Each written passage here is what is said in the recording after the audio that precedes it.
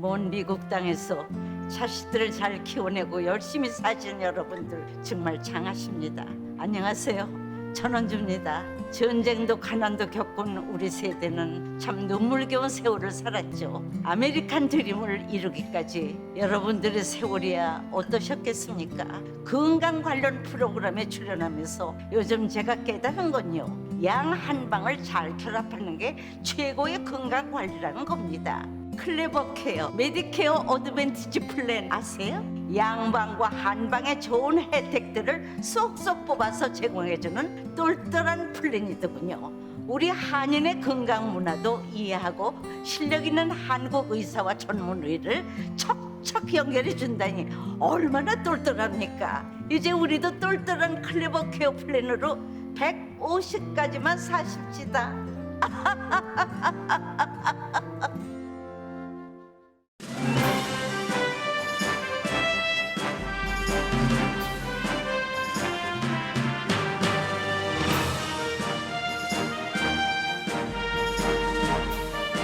새로운 계절 가을, 행복하고 좋은 일들만 가득하시길 라디오 서울이 응원합니다. 강혜신의 오늘의 미국.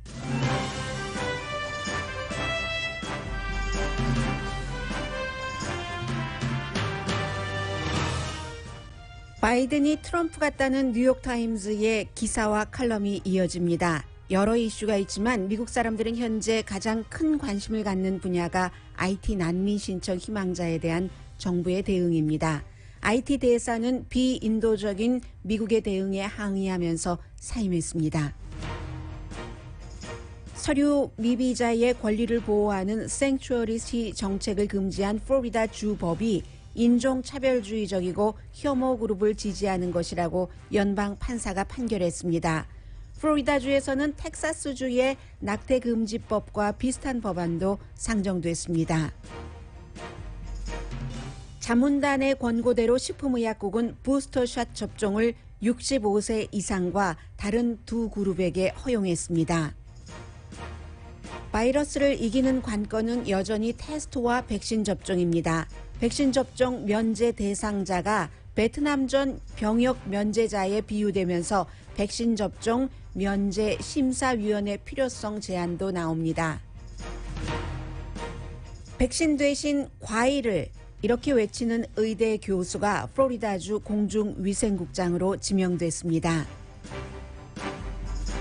루틴이었던 연방정부 빚 상한선 뎁 실링을 올리는 것을 놓고 민주공화당이 대치 중입니다.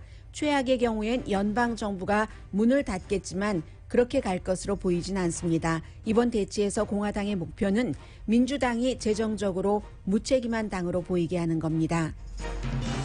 처음 주택을 구입하는 사람이 크게 줄어들고 있습니다.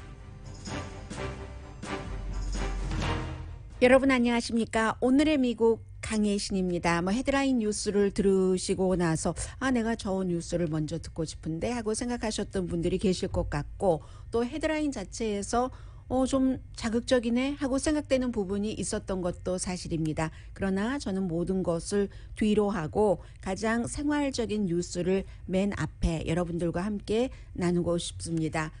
예상했던 대로죠. 식품의약국 18명 자문단이 권고한 그대로 식품의약국은 최종적인 결정을 내렸습니다. 누가 추가 백신 접종, 부스터샷을 맞을 것인가.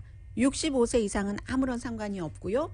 그리고는 이제 면역성이 약한 사람, 위험한 사람, 코로나 바이러스에 대해서 이렇게 구분을 하죠. 그 그룹이 두 개의 그룹인데 하나의 그룹은 65세 이상이 딱 정해졌기 때문에 65세 이상이 아닌 젊은 사람이라 할지라도 뭔가 바이러스의 위협을 느낄 만한 사람, 면역성이 약한다든가 여러 가지 있겠죠. 건강상의 문제.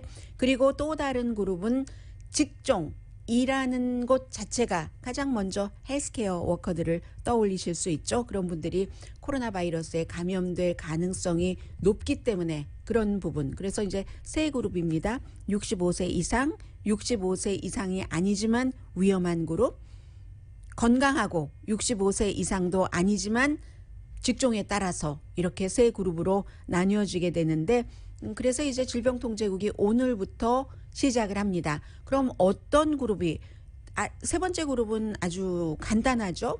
헬스워커 등등이고 두 번째 그룹이 문제가 되는 거죠. 나이가 젊고 건강하고 그런데 누가 위험하기 때문에 부스터샷을 맞을 것인가. 이 모든 제가 지금 말씀드리고 있는 것은 부스터샷 접종을 일단 원하는 사람에 한정되는 거죠. 백신 접종 자체도 거부하는 사람이 많기 때문에. 그래서 이제 그 부분이 지금 아주 애매하고 모호하거든요. 백신 제조 회사 파이저 앤 바이오엔텍은 당연히 이제 이번에 해당되는 것이고 모더나라든가 존슨 앤 존슨은 조금 더 검토를 해야지 되는데 파이저 앤 바이오엔텍은 무조건은 아니지만 부스터샷을 맞는 것이 굉장히 좋다고 이스라엘의 자료를 또 뭐 이렇게 표현해도 크게 틀린 것 같지 않습니다. 들이대면서. 그런데 이 자료를 가만히 들여다보면 65세 이상 나이 드신 분들에게는 부스터샷 접종이 효력이 있다는 거거든요. 제약회사에서 내은 것인데도 효력이 있는데 사실은 젊은 사람, 심지어는 기저질환이 있더라도 뭔가 질병을 갖고 있는 분이라도 부스터샷이 효력이 있는가에 대한 결론은 아직 애매하고 모호한 겁니다. 그렇기 때문에 일부에서는 이거 뭐 한 달 정도는 걸려야지 돼 라고 얘기하는 사람들도 있고 지금 바이든 대통령은 굉장히 빨리 부스터샷 접종을 시작하고 싶겠죠. 이번 주 월요일부터 모든 사람들이 다 부스터샷 접종을 받을 수 있도록 하겠다 하고 공언을 했는데 모든 사람은 지금 안 됐고요. 그러니까 빨리 하고 싶을 겁니다. 그렇기 때문에 질병통제국이나 식품의약국이나 독립적인 기구이기는 하지만 백악관에서 또 행정부 차원에서 보건복지부에서 열심히 가능하면 빨리 부스터샷 접종을 받을 수 있게 하는 쪽으로 어떠한 그 정책을 시행하려고 노력을 최대한으로 할 것이고 그런데 질병통제국이 만만치 않거든요. 질병통제국 국장이 바뀌었잖아요. 그 로버트 레드필드 전 그 남자 국장에서 이번에 여자 국장인데 아주 이 바이든 대통령에게도 터프하게 합니다. 해서 바이든 대통령이 원하는 식으로 전에 로버트 레드필드가 트럼프 전 대통령이 원하는 식으로 다 해줬던 것처럼 해줄 것 같이 보이진 않고요. 그렇기 때문에 빠르면 이번 주말 다음 주부터 아니면 늦으면 정말 누군가가 원하는 것처럼 한 달까지도 부스터샷 접종을 굉장히 기다리고 계시는 분들은 그때까지 기다리셔야지 될 그럴 가능성이 있습니다.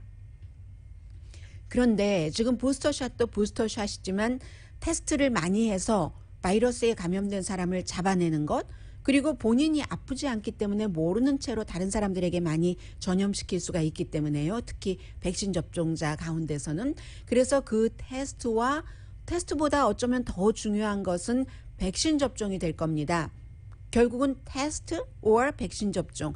테스트 앤 백신 접종이 바이러스를 이기는 가장 분명한 길인데 백신 접종을 받지 않는다는 사람들이 지금 여러 가지 이유를 많이 들고 나오잖아요. 그러니까 뉴욕 유니버시티의 한 교수가 지적을 하고 있습니다. 이 교수의 얘기가 교수가요.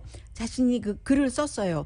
이 스택 뉴스라는 데서 아서 캐플란이라는 이런 교수인데 이거 백신 접종을 거부하고 거기에 대해서 이렇게 예외를 받으려고 하는 사람을 베트남전 당시에는 미국이 지금은 모병제지만 그때는 의무제였기 때문에 그때 면제받으려고 하는 사람들과 같은 부분이 있다. 물론 다른 부분도 있어요. 그렇게 하면서 그렇기 때문에 이렇게 해서 백신 접종을 올려야지 된다라고 얘기를 하고 있습니다.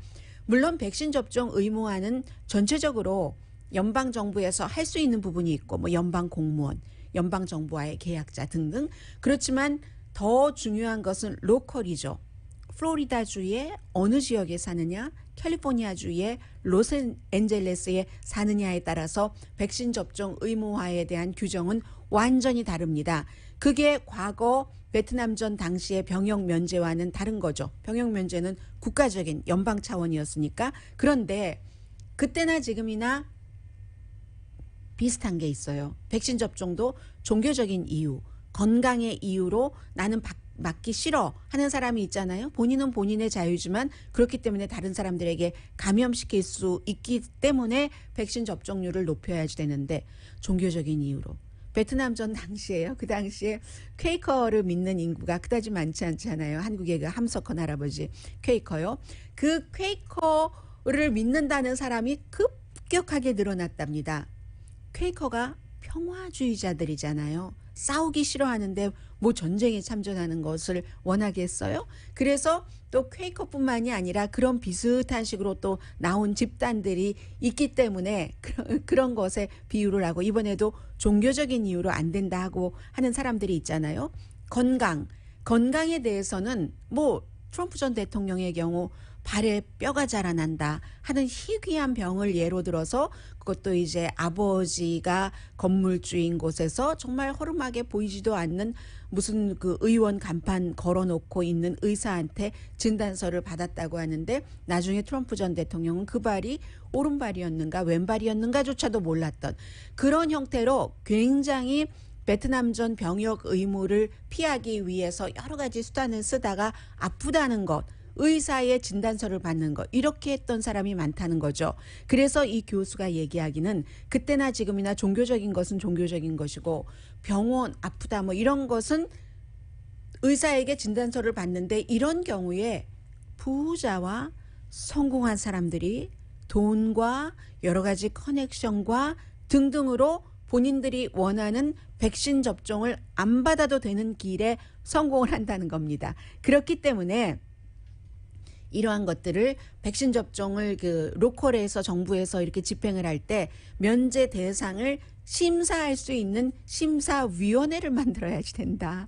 이 정도까지 얘기를 많이 하고요. 또 하나 이제 베트남전 그 참전 그 당시와 지금의 차이가 있다면 베트남전 참전 당시에는 그냥 가짜로 종교적인 이유 때문에 어디가 아파서 이렇게 얘기한 사람들도 있지만 합법적으로 이 그 참전하는 것에서 병역 면제가 되는 사람들도 상당히 많았다는 거죠. 여러 가지로 뭐 일단은 뭐 대학교 공부한다 하면 한 번 연기하고 또 연기하고 그래서 트럼프 전 대통령도 계속 연기하다가 그게 다 지나가 버리니까 결국은 이제 아프다는 이런 진단서를 뗐는데 그런 차이 베트남전 당시에는 정말 합법적인 사람들도 많이 있었다. 그런데 이번에는 개인의 여러 가지 주장이나 이런 것만으로 백신 접종을 피하게 해줘서 이 나라가 코로나 바이러스로부터 구해질 수 있는가. 이게 뉴욕 유니버시티의 아서 캐플란 교수가 지금 그 스타뉴스에 쓴 그 기고문의 내용입니다.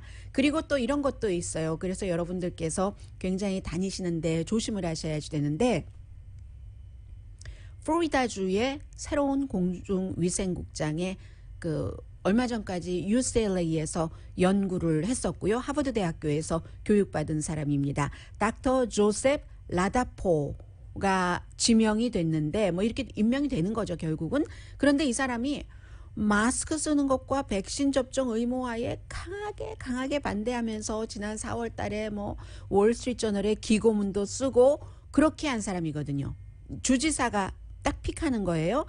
이 사람이 얘기하는 게 팬데믹에 대한 두려움을 피해야지 된다라고 얘기를 하면서 팬데믹을 어떻게 극복할 것인가 하는 것을 방안을 내놓질 않아요. 주지사와 똑같은 거죠. 주지사가 이 사람을 새로운 플로리다주의 공중위생국장으로 내가 지명한 이유는 진실을 말할 수 있는 사람이기 때문에 그렇다. 그 진실을 사람들에게 팬데믹이 아무것도 아니라는 두려움을 피해야지 된다는 그 같은 진실을 말할 수 있다는 그런 사람이라는 얘기입니다. 그래서 이분은요. 백신은 특별한 게 없다. 이렇게 얘기를 하면서 아니 백신을 무슨 종교 신봉하는 것처럼 신봉하느냐. 이런 주장을 합니다. 무의미하다. 이런 말까지 했고요. 4월 달에 그 월스트리트저널에 기고문 쓴 것에서는 코비드 매니아. 뭐 코비드에 대해서 정말 막 열광하면서 이거 이렇게 해야 돼 저렇게 해야지 돼 하는 사람들이 너무 많은데 백신이 무의미하다는 거예요. 그러면 어떻게 해야지 되는가? 이 새로운 플로리다주의 공중위생국장 지명자는 몸무게를 줄이시라. 운동을 많이 하시라. 과일과 채소를 많이 드시라. 면역성 키우는 이런 것 한다는 거예요. 평소에 하는 일이죠. 지금은 평상시가 아니라 비상사태라는 말씀 다시 한번 드리고요. 플로리다주는 지금 사망자가 코로나 바이러스로 인한 사망자가 5만 명이 넘었거든요. 미국 전체적으로 지금 67만 5천 명을 기준으로 할 때 인구 500명당 1명이 지난 한 1년 6개월 사이에 코로나 바이러스로 숨졌는데 플로리다주는 이것보다 훨씬 심각합니다. 플로리다주 인구 400명당 1명이 코로나 바이러스로 지난 1년 6개월 사이에 숨졌습니다. 2020년 3월 달에 살아있던 사람이 지금 코로나 바이러스로 숨진 사람이 5만 명이 넘는 겁니다. 플로리다 주에서만요. 그래도 다행인 것은 어제 NPR 방송을 인용을 해서 전해드렸던 것이 오늘은 조금 더 퍼지는 분위기이거든요.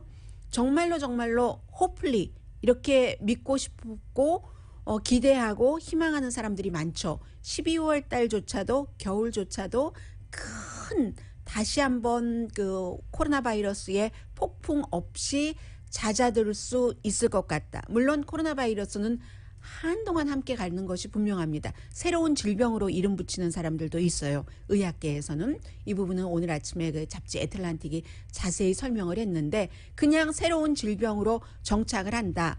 그렇긴 하지만 사람들이 이렇게 많이 숨지고 하는 것을 막기 위한 노력을 지금 해가고 있는 거잖아요. 백신 접종 받아라 하면서. 그런데 다행인 것은 분명히 불확실합니다. 9월 중순부터 12월, 1월, 2월 이 사이에 코로나 바이러스의 방향이, 변이 바이러스의 방향이 어제 제가 말씀드렸던 새로운 변이 바이러스가 나왔다. 그게 이제 이름은 또 잊었어요. 일본에서 처음에 생긴 그게 켄터키주의 요양병원인데 그 요양병원 보니까 숲속에 정말 큰 규모, 현대식 규모처럼 겉으로 보기에는 그렇게 보였거든요. 거기서 나와서 몇십 명이 감염이 됐다는 얘기인 겁니다. 그래서 이 같은 불확실성이 있고 지역적인 차이가 있지만 현재는 어제 제가 하루에 한 14만 명 새로운 케이스라고 말씀드렸는데 하루 사이에 또 줄어들었습니다. 13만 4천 케이스. 2주일 동안에 10% 줄어든 것이거든요. 이게 희망이라는 겁니다. 12월 달에 큰 확 폭발하는 것 없이 그렇게 된다면 지금 지난 2주일 사이에 27개 주는 나빠지고 23개 주는 좋아졌습니다. 인구 10만 명당 평균 새로 발생하는 케이스를 볼 때요. 캘리포니아주는 지금 마이너스 4% 정도 되고요. 캘리포니아 한국 분들 많이 살고 계시는 하와이 이런 주 다 줄어들고 있고 많이 늘어나는 주가 몬타나주 36%가 늘어났고 위스콘신주도 26%가 늘어났거든요. 그리고 그냥 그렇다 하는 곳이 한국 분들 많이 살고 계시는 뉴욕이라든가 뉴저지라든가 그런 곳이고 캘리포니아주를 포함해서 오레곤, 워싱턴, 서부 아주 강하게 규제했었던 그런 지역이요. 이런 지역은 지금 오히려 줄어들고 있습니다. 그런데 사망자는 늘어났어요. 33% 늘어났는데 2주일 평균 하루에 2,000명 정도 숨졌는데 사망률이 이게 코로나 바이러스가 어떻게 될 것인가를 보는 지표이기는 되죠. 새로운 웨이브가 막 시작될 때는 이제 사망자가 올라가고 어느 정도 딱 올라가서 정지되면 그때는 바이러스가 내려간다는 거거든요. 지금 막 올라가다가 정지된 그런 상태잖아요.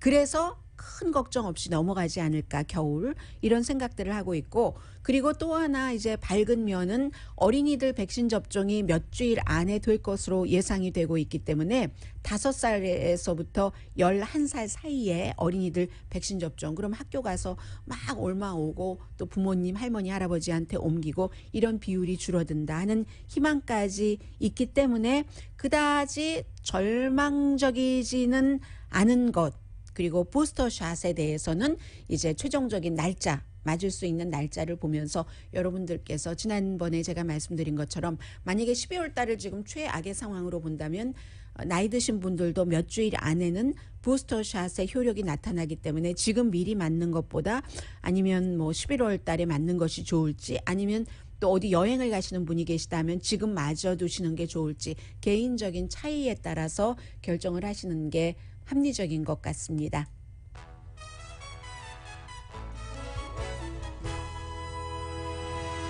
오늘의 미국은 전문가가 추천하는 이민법, 가정법 전문 제인정 종합법률 사무소, 미주류 언론과 유명 인사들을 감동시킨 미주 판매 1위 카후나 마사지 체어, 한인 기업의 자랑 카후나 마사지 체어, 코지다운 갤럭시 거위털 이불은 잠이 솔솔 오게 하는 기능성 거위털 이불, 거위털 이불 전문회사 코지다운, 친절하고 자세한 상담으로 절개를 최소화하는 복강경 수술 전문 장지아 외과, 매일 아침 재래식으로 직접 만드는 검정콩 생순두부 수라원 순두부, 차원이 다른 샴푸형 흰머리 염색약 수화연을 핫세일 중인 한국 홈쇼핑 공동폰입니다. 잠시 뒤에는 헤드라인에서 맨 앞에 전해드렸던 바이든이 트럼프다? 얼핏 이제 귀에 들어오기도 하고, 이게 뭔가 이렇게 그 분열 내지는 뭐 바이든 대통령이 굉장히 어려운 위치에 있다, 이렇게도 들리는데요. 저는 뉴스 자체를 그 시각에서 보도하고 싶지는 않습니다. 왜 이런 얘기가 나왔는가? 이슈상으로, 그 이슈상이라고 하는 것은 미국 내부의 그 변화일 수도 있고 다른 나라와 미국과의 관계일 수도 있습니다. 잠시 뒤에 전합니다.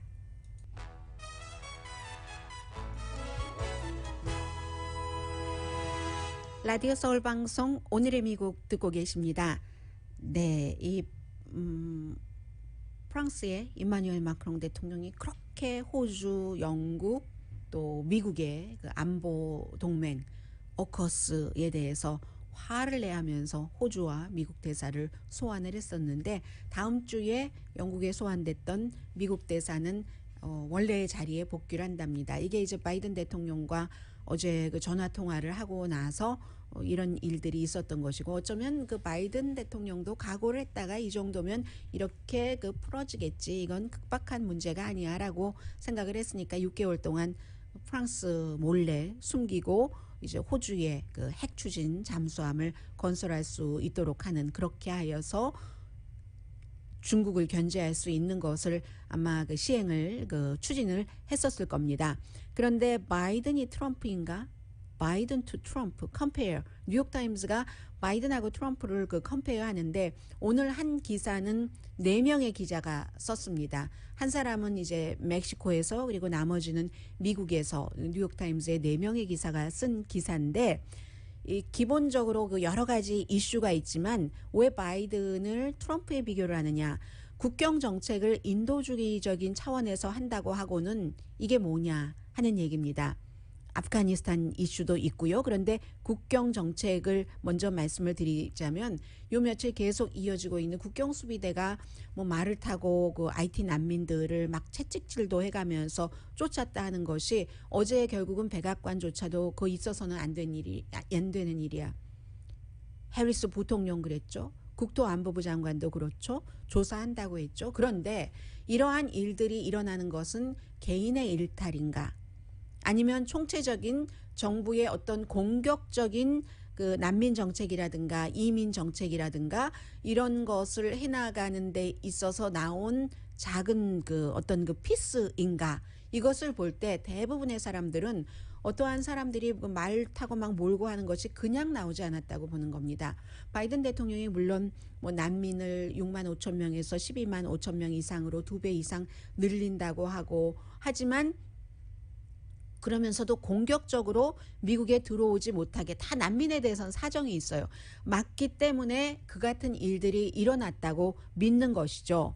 오죽하면은 그 IT의 그 특수 IT 그 대사, 특별 대사 임명된 지도 얼마 되지 않아요. 7월 달에 임명됐습니다. 예전에 이분이 그 잠비아 대사를 했었는데 국무부에서 오래 일을 했고요. 미국에서 태어난 사람이에요. 뉴욕 태생의 데니엘 그 푸트라는 대사가 7월 달부터 일을 했는데, 오늘 나는 미국 정부의 비인도적인 어떤 그 이민 정책에 발담그지 않겠다 하면서 이건 아니지라고 하고, 이제 그 대사니까 국무부에 사표를 제출을 했습니다. 그 정도입니다. 그러니까 바이든 대통령이 이민 정책에 있어서, 난민 정책에 있어서 양쪽에서 지금 다 욕먹고 있는 거예요.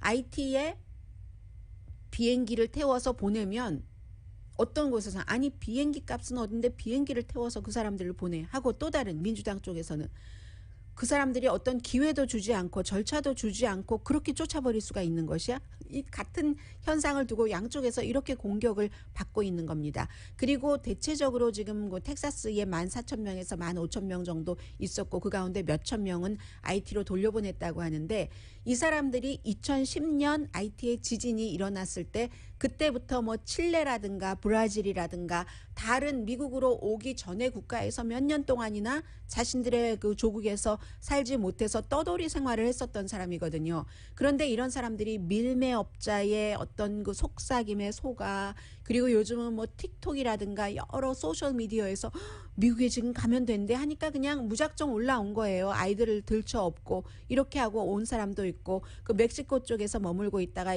국경을 넘나들면서 뭐 물건을 가져가고 먹을 것을 가져가고 하는 사람들 정말로 힘든 사람이죠. 게다 대고 얼마 전에 IT 대통령이 암살되고 또 무슨 뭐 자연적인 재해가 일어나고 이랬던 사람이거든요.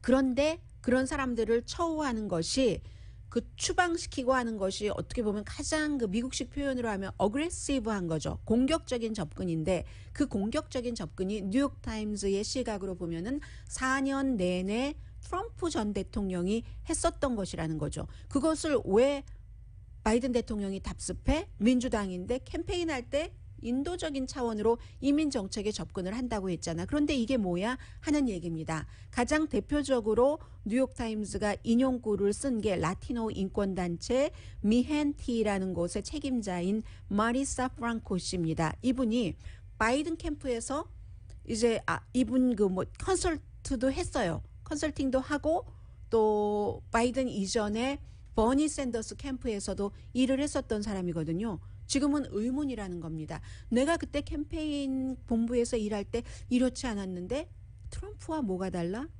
트럼프와 뭐가 달라? 이런 얘기를 하고 있고 그런데 뉴욕타임스가 바이든의 딜레마도 지적을 했습니다. 본인이 바이든 대통령이 한 것도 있어요. 바로 이제 그 취임하자마자 첫날 행정명령으로 이민에 대해서 여러 가지 드리머에 대해서도 하고 추방 금지 명령도 내리고 했는데 이런 모든 행정명령이 연방대법원이 아니라 연방판사가 좌절시키고 마는 겁니다. 연방대법원도 마찬가지였어요. 6월 달에. 대통령 행정명령으로 할 일이 아니지. 이런 것은 뭐 그렇다고 완전히 아니다라고는 안 했지만 의회에서 처리를 해라. 이게 연방대법원의 판결이잖아요. 대통령의 행정명령은 항상 한계가 있습니다. 그럼 의회에서 해줘야 되는데 안 해주고 있잖아요. 포괄적인 이민개혁안이 공화당이 반대를 하고 있기 때문에 통과되지 않습니다. 그러니까 처음에 바이든 대통령이 딱 들어와서 뭐 좀 이렇게 잘 해보려고 했는데 민주당의 입장에서 이민 정책을 해보려고 했는데 딱 연방대법원부터 판결에 걸리고 나고 그리고 사람들이 뭐야 이거 왜 저렇게 느슨해 나이브해 하니까 조금 바꿔보고 이게 근데 완전히 끝은 아닌 거죠. 바이든 대통령은 이제 1년도 되지 않았습니다. 취임한 지 6개월 조금 넘어서 허니문 기간이 끝난 그 시점일 뿐인 겁니다. 그래서 어쨌든 포괄적인 이민 그 법이 통과가 되지 않으면 상원이 거부했잖아요. 하원에선 통과됐죠. 왜냐하면 민주당이 다수당이니까.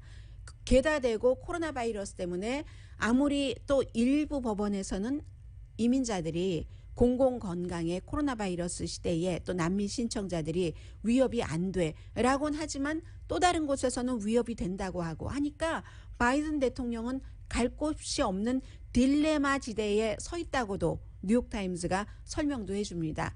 그런데 이제 그 아프가니스탄 문제도 그 다른 나라들과 컨설팅하지 않고 미국이 결정을 했다. 철군을 결정을 하면 아프가니스탄 사람은 어떠냐. 이런 것들이 또 민주당이 또 많이 걱정하고 있는 인도주의적인 차원에서 그런 부분이잖아요. 뉴욕타임스의 프랭크 브루니 컬럼니스트도 바이든 대통령을 트럼프와 뭐가 달라 하고 맹공격을 합니다. 컬럼에서 최근에. 이 사람은 2004년부터 2009년까지 레스토랑 비평가였거든요. 미국에서 푸드 비평가 굉장히 힘이 막강하잖아요. 그때 푸드 비평가에서 이 같은 그 어피니언 칼럼을 써서 굉장히 컬럼니스트로 이렇게 했기 때문에 굉장히 그 주목을 받았던 사람인데 트럼프 트럼프가 아닌 바이든 대통령이 트럼프의 으뜸패를 지금 쓰고 있다. 트럼프가 하던 으뜸패를 쓴다는 거예요. 프랑스 문제. 뭐 이 문제는 이제 해결이 됐다고 쳐요. 뭐 영원히 해결되지 않는 감정의 앙금은 남아있겠죠. 그런데 아프가니스탄 철군도 전혀 정말 동맹과 코디네이션 같은 것이 없이 이게 트럼프 전 대통령이 했었던 것이라고 우리 다 알고 있지만 상기시켜주고 있습니다. 트럼프라는 이름도 아닌 대통령이 아니 트럼프가 아닌데 IT 난민도 저렇게 완전히 공격적으로 되돌려 보내고 그럴 수가 있어? 트럼프 전 대통령이 아닌 것 자체는 할렐루야지만 그러나 트럼프적인 터치가 남아있다는 겁니다. 지금 바이든 대통령의 이민 정책, 아프가니스탄에서의 미군 철군, 또 프랑스 싹 뒤로 제치고 뭐 여러 가지 하는 이런 것. 그래서 바이든 대통령이 처음에 들어오면서 캠페인을 할 때는 미국이 돌아왔다.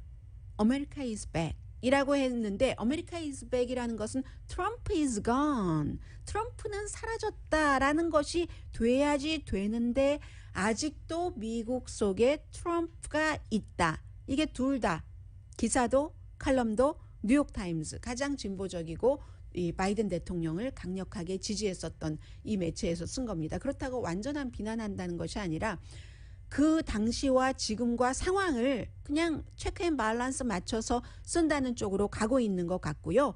아무튼 그렇습니다. 그런데 특히 칼럼니스트나 뉴욕타임즈 기자들이 IT 난민 문제 처리하는 이 부분은 또 미국이 쿠바에 있는 관타나모 베이에 있는 그 전에 우리는 많이 기억하는 것이 테러와의 전쟁 속에서 포로들을 가두었었던 것이죠. 포로 수용소였던 것이죠.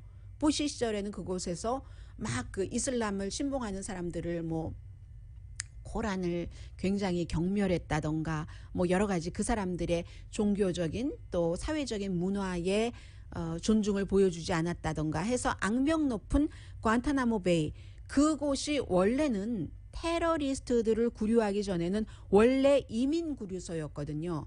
특히 이제 이 남미에서 오는 사람들 그 섬에 이렇게 놓고 절차를 진행하는 그런 곳이었습니다. 그러다가 테러와의 전쟁이 시작되고 나서 이렇게 했는데 수십 년 동안 그곳은 이민자를 구류했던 곳이에요. 여기를 다시 이민자들이 너무 많이 몰려오고 있으니까 남쪽에서 미국 그곳을 다시 오픈을 하겠다는 겁니다. 해서 이곳은요. 아버지 부시 대통령 때도 그때 막 그 남미 쪽에서 미국에 지금만큼이나 많이 15,000명 정도가 몰려오고 했었거든요. 그래서 그것도 크지는 않지만 구류를 일부 그 남미 신청을 할 때 이곳에서 해라 하는 그런 곳이 있었는데 이걸 다시 오픈한다고 하니까 또 아주 비난이 크죠. 그리고 그때 그곳을 그 난민 그 신청자들 구류했었던 것을 당시의 법무장관이 트럼프 전 대통령 마지막 법무장관이었던 마지막은 아니네요. 마지막 직전의 법무장관이었던 그 윌리엄 바거든요. 윌리엄 바가 허락을 해서 그곳에서 이렇게 해서 난민 신청들을 하도록 특히 이제 IT 난민자들이 플로리다로 오고 싶어하고 하는 사람들이 많잖아요. 그랬던 곳을 다시 이제 그렇게 난민 구류소로 그 이후에는 해군 기지로 많이 오래 썼지만 그렇게 하는 것에 대해서도 반대하는 사람들이 아니 테러리스트들을 가뒀던 곳을 뭐 난민들을 또 뭐 한단 말이야 이렇게 얘기하는데 원래 그곳이 그곳이었어요. 지금 14,000명 이상이 뭐 텍사스 그 리오그란데 강을 건너와서 이렇게 있으니까 일부는 어디로 보내고 일부는 어디로 보내고 일부는 IT로 쫓아보내고 하는데도 모자라니까 그렇게 하게 된다는 겁니다. 글쎄요, 이 국토안보부는 IT 난민을 그곳에 구류하지는 않겠다라고 얘기를 하고는 있습니다만 어쨌든 난민들에게 잘 해주고 싶은 것이 이 바이든 대통령의 속마음일 겁니다. 그러나 대통령은 대통령으로서 정치적인 계산도 해야지 되고 여러 가지 사회적인 분위기도 봐야지 되고 하니까 이렇게 지금 어려워지는 것이고요. 그 사이에 뭐 IT 난민은 IT 난민이고 아프가니스탄 난민들도 지금 미국으로 오고 있잖아요. 에어비앤비가 원래 약속을 했었던 그런 숫자의 배 4만 명 정도를 에어비앤비가 할 수 있는 한 아프가니스탄 난민들을 이제 지낼 수 있게 해준다 하는 겁니다. 에어비앤비도 그러는데 뭐 바이든 행정부는 뭐야 하는 지적을 지금 받고 있는 것이죠. 잠시 뒤에 경제 관련 뉴스, 연준의 어제 미팅은 뭐 예상했었던 대로 나왔고요. 그리고 만약에 그 뎁 실링 빚 상한선 빌릴 수 있는 그 우리 크레딧 카드 한도가 있잖아요. 그것을 늘리지 않으면 어떻게 되는가, 이 부분에 대해서 지금 공화당과 민주당의 뭐 입장 차이가 있는 것이고요. 일반인들도 알아두면 좋을 그럴 부분들이 있어서 잠시 뒤에 전해드리겠습니다.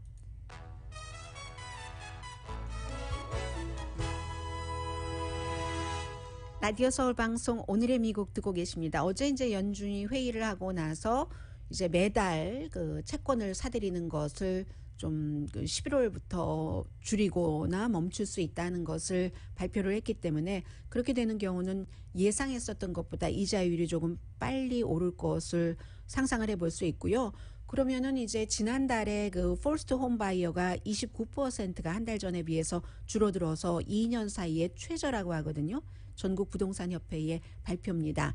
그래서 그 새로운 바이어가 아무튼 그 퍼스트 홈 바이어가 보통 한 31% 정도는 돼 왔는데 그렇게 많이 준 것이고, 이것은 꼭 이자율 때문이라기보다는 값이 계속 내려가지 않고 뭐 지역에 따라서 내려가는 곳도 있지만 올라가고 있기 때문에 평균 전국적인 주택값이 뭐 36만 달러가 넘으니까요. 캘리포니아주는 80만 달러 정도 되고, 그래서 만약에 이자율까지 오른다면은 퍼스트 홈 바이어의 집 사기는 더 내년 정도에 힘들어질 수 있다는 것을 예상할 수 있고요.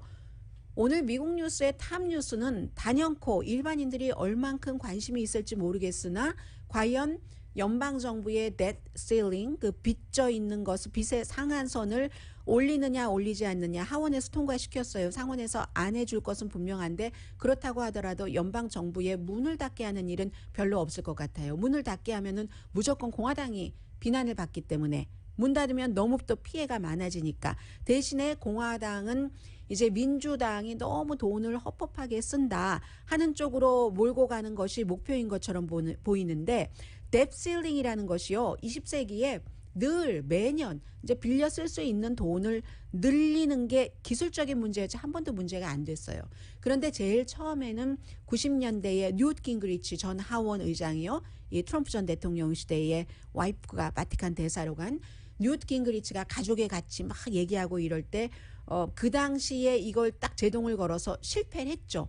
실패를 했지만 그런 것들이 자꾸 시도되면서 민주당이 어떤 돈 쓰는 것에 대해서 어떤 그 제약을 좀 가하기는 했습니다. 오바마 시대에도 이 뎁 실링 가지고 아주 큰 문제가 있었었고, 그런데 이것이 또 그 연방 정부의 빚 올리는 상한선을 올려주지 않으면 그럼 연방 정부가 빚을요 28조 달러를 못 갚게 되는 거거든요. 채무 불이행, 디폴트가 됩니다. 그럼 신용등급 최초로 낮아지죠. 국가 신용등급. 그럼 또 돈 빌릴 때 이자율 또 높아지니까 일반 사람들도 자동차, 모기지 이자율 다 높아지게 되죠. 이런 일을 공화당이 하겠어요? 하진 않을 겁니다. 다만 우리는 무책임하게 돈 많이 빚 늘린다는 것에 반대했는데 민주당이 했다. 그러니까 어떠한 형태로든 방법이 여러 가지가 있으니까는요. 민주당이 단독으로 이것을 통과시키도록 하고는 뭐 연방정부 문 닫는 거 없고 이자율 올라가는 거 없고 신용등급 낮아지는 것 없고, 다만 민주당이 돈 쓰는 거에 무책임해 벌지도 못하면서 뭘 그렇게 써. 그 쓰는 것도 지금 다 보면 사회주의자적이잖아. 그 사회복지 혜택 늘리고 이렇게 하는 쪽으로 가는 것으로 보인다는 게 전문가들의 의견입니다. 만약에 뎁 실링을 높여주지 않으면 소셜 시큐리티 돈도 체크도 오지 않을 가능성도 있죠. 예산 집행이 안 되니까. 9월 30일이 연방정부의 그 1년 회계 연도가 9월 30일, 10월 1일부터 그 다음에 9월 30일까지니까 이런 거죠. 그래서 지금 이렇게 될 것 같고요. 뭐 그 정도만 말씀드려도 될 것 같습니다. 또 하나가 있긴 있네요. 민주당이 재정적인 이 문제에 대해서 뎁 실링은 올린다 하더라도 자꾸만 그 여론 자체도 돈을 그렇게 막 써서야 되겠어? 막 써서야 되겠어? 하면은 어찌 보면 가장 중요하다고도 볼 수 있는 바이든 대통령의 아젠다. 그 가운데서도 기간 산업안에 대해서도 점점 그 원래의 예상했었던 또 기대했었던 액수보다 줄어들 수도 있다는 것도 또 하나의 이슈이기도 하고요. 잠시 뒤에는 플로리다주의 변화가 미국의 보수의 변화거든요. 잠시 뒤에 전해드립니다.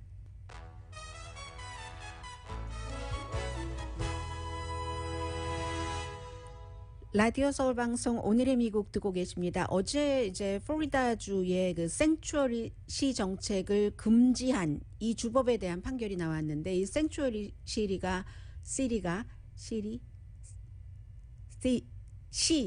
시가 이제 서류 미비자들을 어떤 형태로든 좀 보호를 하기 위한 의도로 만들어진 거죠. 그 사람들이 특별한 범죄를 저지르지 않았을 때 정보를 법 집행관과 어떤 공유를 한다던가 신고를 한다던가 이렇게 하지 못하도록 한 샌프란시스코, 로스앤젤레스 마찬가지인데 플로리다주에서는 플로리다뿐만이 아니라 많은 주에서 이런 것을 못하도록 생추어리 그 시 법을 못 만들도록 주법이 그렇게 했는데 여기에 대해서 베트 블룸 판사라는 분이 110페이지짜리 판결문을 내놨는데 그 중요한 내용은 이겁니다. 인종차별주의적이고 혐오 그룹을 지지하는 게 플로리다의 생추어리 시 법을 못하도록 하는 금지하는 것이다 하는 거거든요. 왜 그런 얘기를 했냐면 특히 플로리다주의 이 법을 만드는데 영향을 미친 그룹 무슨 뭐 플로리다 주민을 위한 이민 집행법 뭐 이런 그 영어로 한국말로 하면 그런 그룹이 있는데 이 그룹 자체가 반이민 그룹이고 이 반이민 그룹이 혐오 그룹이기도 하고 외국인을 혐오하고 국수주의 나쁜 의미에서 그리고 인종차별적인 이데올로기를 마구 플로리다주에서 퍼뜨리다가 이제 주의회도 영향을 미쳐서 이 법을 마련을 했다. 이 같은 개입이 만들어진 법이 인종차별적인 시각을 더욱 퍼뜨리고 있고 특히 소수인종에게 라티노와 흑인 이민자들에게 그런 그 피해를 주고 있기 때문에 이런 차별적인 목적으로 생추어리 시를 금지하는 법은 역사적으로 미국에서 반복된 인종차별의 패턴이다. 이민자에게 위협이 되고 다른 주에도 이런 것이 퍼져나가서 안 좋다라고 판결을 내렸습니다. 그런데 이제 법의 일부에 대해서 어떤 그 프로비전에 대해서는 하도록도 했어요. 뭐 예를 들어서 법 집행관이 이민세관국이 요청을 하면은 부분적으로는 협조할 수 있도록 그렇게 하는 것은 했는데 플로리다주의 주지사가 어떻게 했습니까? 당연히 항소한다고 발표를 했고요. 그리고 플로리다주에서 텍사스주에서 얼마 전에 한 것과 비슷한 낙태금지법이 지금 발의가 됐거든요. 공화당 의원에 의해서 이번에는 텍사스주는 6주일 이상이면 낙태 안 된다 하는 건데 텍사스주는 6주일에서 8주일 이렇게 놓고 일반인이 그 커뮤니티에 사는 일반인이 의사가 낙태를 실수로 하면 그 의사를 고소할 수 있도록 불법 낙태하고 뭐 얼마 기간이 지나면 고소를 할 수 있도록 하고 텍사스주와 마찬가지로 어떤 리워드를 그 고소한 사람에게 소송에서 승소하면 말하자면 법률 비용을 댄다 이런 형태의 돈을 준다는 겁니다. 주지사와 플로리다주의 주요 그 공화당 정치인들은 굉장히 지지하고요. 전에도 한번 플로리다주에서 이런 것이 발의가 됐다가 실패했는데 그때는 연방 대법원이 텍사스주의 그 같은 낙태 금지법을 시행하지 말아라 하고 요청해 놓은 것을 블럭하지 않아서 지금 시행 중이잖아요. 텍사스주에서. 그 일이 연방 대법원의 판결이 있기 전에 있었던 것이고 이번엔 연방 대법원이 이런 판결을 했기 때문에 플로리다주에서도 힘을 받지 않을까 그런 생각들을 굉장히 많이 하고 있고요. 그래서 이제 이 낙태에 대해서는 이제 곧 그 연방 대법원에서 다른 주의 어떤 그 것을 심의할 그게 굉장히 중요한 영향을 미칠 것으로 보입니다.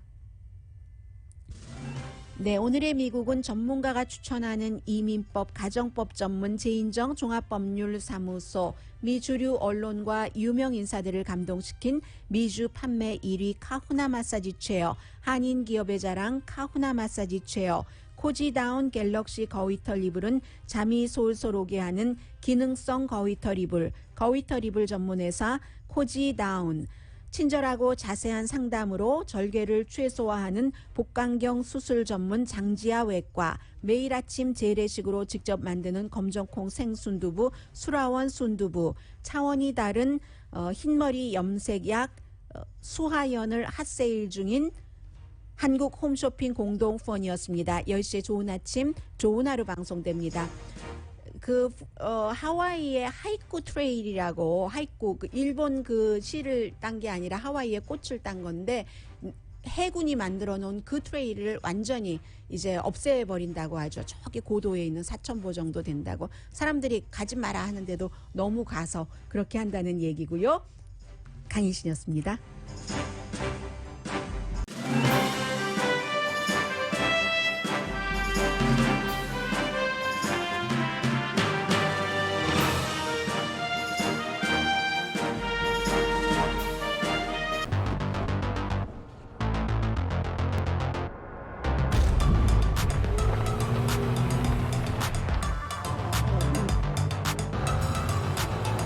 가득 실으세요. 원하는 건 무엇이든 초대형 그림도 거뜬하죠. 언제나 기아 카니발 MPV는 자신있게 말합니다. 당신의 다음 도전은 무엇인가요? 기아 카니발 MPV